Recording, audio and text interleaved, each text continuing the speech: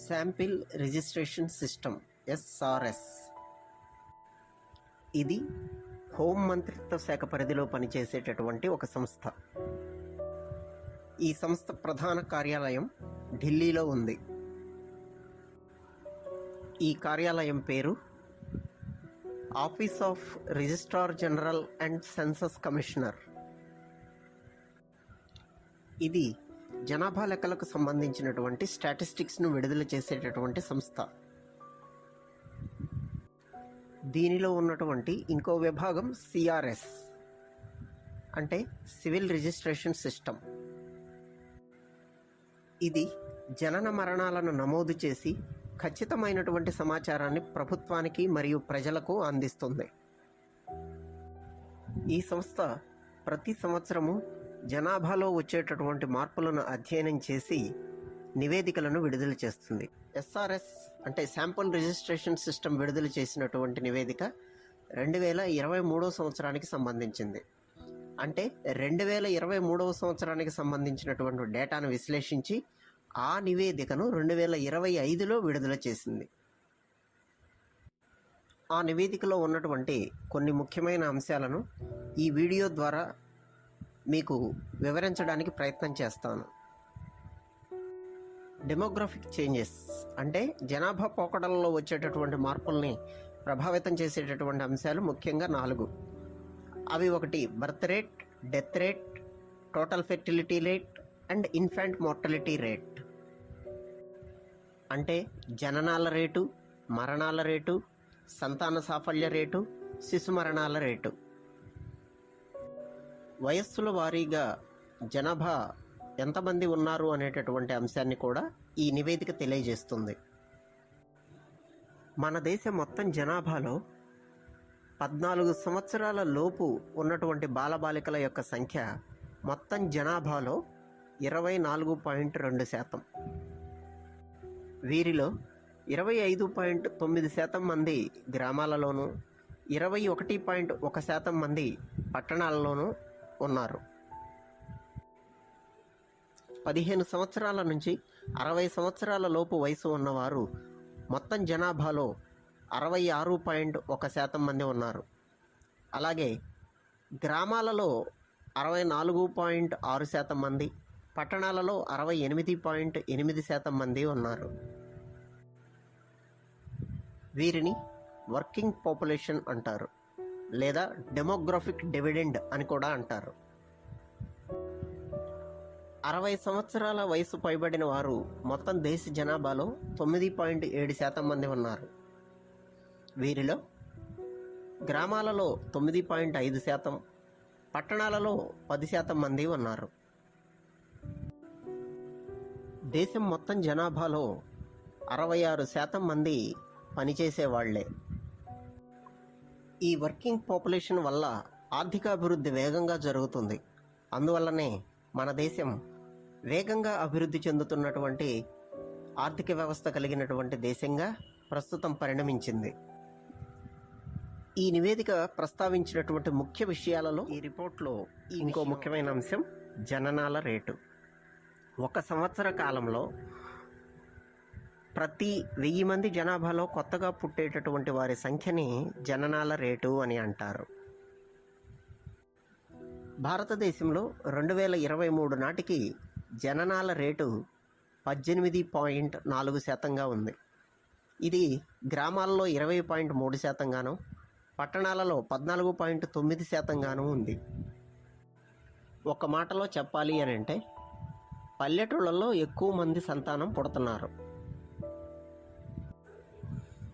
మనం 1971 నుండి పరిశీలిస్తే భారతదేశంలో క్రమంగా జననాల రేటు తగ్గుతూ ఉన్నది అని చెప్పి గమనించవచ్చు. 1971 అంటే మొట్టమొదటిగా జనాభా లెక్కలు తీసినటువంటి సంవత్సరం. 1971లో జననాల రేటు 36.9%గా ఉంది. 2023 నాటికి అది కాస్త 18.4%కి పడిపోయింది. అంటే దాదాపుగా 5 రెట్లు తగ్గిందని అర్థం. బర్త్ రేట్ అధికంగా ఉన్న రాష్ట్రం బీహార్, 25.8% మంది. అలాగే బర్త్ రేట్ తక్కువగా ఉన్న రాష్ట్రం అండమాన్ నికోబార్ 10.1%, 10.1. ఇక ఈ జననాల రేటు విషయంలో మన తెలుగు రాష్ట్రాలకు వస్తే ఆంధ్రప్రదేశ్లో 2023లో జననాల రేటు 15% నమోదైంది. వీరిలో గ్రామాలలో ఉండేటటువంటి జననాల రేటు 15.6% మరియు పట్టణాలలో 13.9% నమోదైంది. అలాగే తెలంగాణలో 15.8%, తెలంగాణలోని గ్రామాలలో ఇది 16.2%గాను, పట్టణాలలో 15.2%గాను నమోదైంది. నివేదికలోని ఇంకో ముఖ్యమైన అంశం మరణాల రేటు. మరణాల రేటుని ఎలా నిర్వచించవచ్చు అంటే, ఒక సంవత్సర కాలంలో ప్రతి 1000 మందిలో మరణించే వారి యొక్క సంఖ్యని మరణాల రేటు అని అంటారు, డెత్ రేట్. ఇది దేశం మొత్తం మీద భారతదేశం అంతటికి కలిపి 6.4%గా నమోదైంది. ఈ మరణాల రేటు గ్రామాలలో వచ్చేసరికి 6.8%గాను, పట్టణాలలో 5.7%గాను నమోదైంది. జననాల రేటుని మరణాల రేటుని మనం క్షుణ్ణంగా పరిశీలించినట్లయితే 2023 నాటికి భారతదేశంలో జననాల రేటు 18.4%గా ఉంటే మరణాల రేటు 6.4%గా ఉంది. అంటే మరణించే వారి యొక్క సంఖ్య తగ్గుతూ ఉన్నది అని అర్థం. దీనికి కారణం పోషకాహారం మీద అవగాహన పెరగడం, అలాగే ఆధునిక వైద్య సదుపాయాలు అందుబాటులోనికి రావడం వలన మరణించే వారి సంఖ్య తగ్గిపోయిందని నివేదిక స్పష్టం చేస్తుంది. మరణాల రేటు ఎక్కువగా ఉన్న రాష్ట్రం ఛత్తీస్గఢ్ 8.3%. మరణాల రేటు తక్కువగా ఉన్న రాష్ట్రం చండీగఢ్ 4%.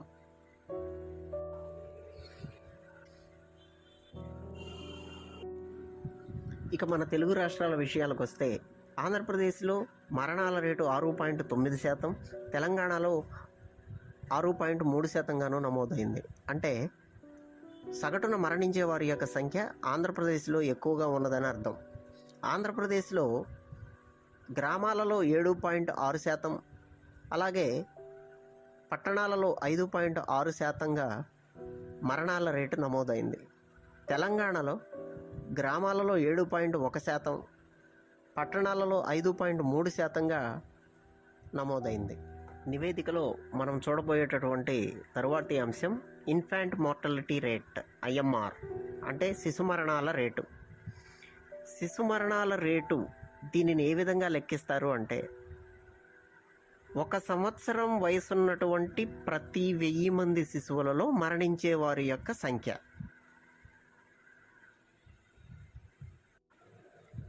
ఒక సంవత్సరం వయసున్నటువంటి పిల్లల్ని, అంటే 1 సంవత్సరం లోపు వయసున్నటువంటి పిల్లల్ని 1000 మందిని తీసుకుంటే పోషకాహార లోపం ద్వారా కానీ, లేకపోతే సరైనటువంటి వైద్య సదుపాయాలు అందకపోవడం మూలాన కానీ, లేకపోతే జన్యు లోపాల వలన కానీ ఏదో ఒక రూపాన మరణించే వారి యొక్క సంఖ్య ఇన్ఫాంట్ మార్టాలిటీ రేట్, IMRని తెలుపుతుందన్నమాట. మన దేశంలో శిశు మరణాల రేటు ప్రతి 1000 మందికి 25 మంది శిశువులు చనిపోతున్నారు. గ్రామాలలో 28 మంది చనిపోతున్నారు. అలాగే పట్టణాలలో 18 మంది చనిపోతున్నారు.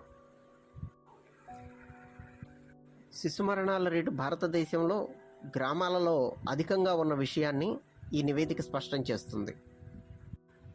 1971లో 1000 మంది శిశువుల్లో 129 మంది శిశువులు చనిపోగా, అది 2023 వచ్చే నాటికి 1000 మంది శిశువుల్లో 25 మంది శిశువులు మాత్రమే ప్రస్తుతం మరణిస్తున్నారు. ఇది చాలా బాధాకరమైనటువంటి విషయం. ప్రభుత్వాలు ఈ దిశగా చర్యలు తీసుకోవాలని చెప్పి మనం ఆశిద్దాం.